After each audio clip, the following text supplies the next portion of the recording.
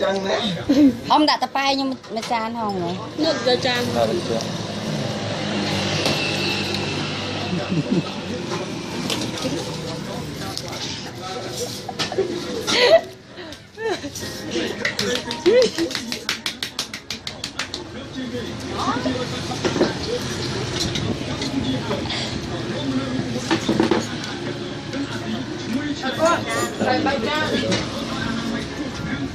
Tập bay chết ai năng ông.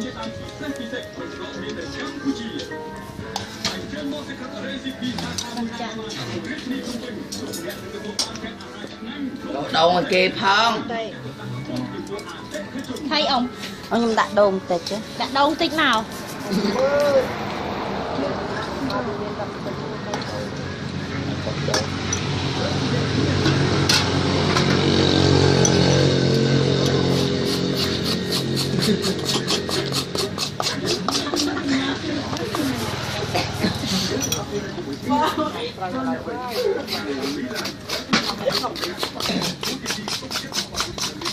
Ôi, đau mặt.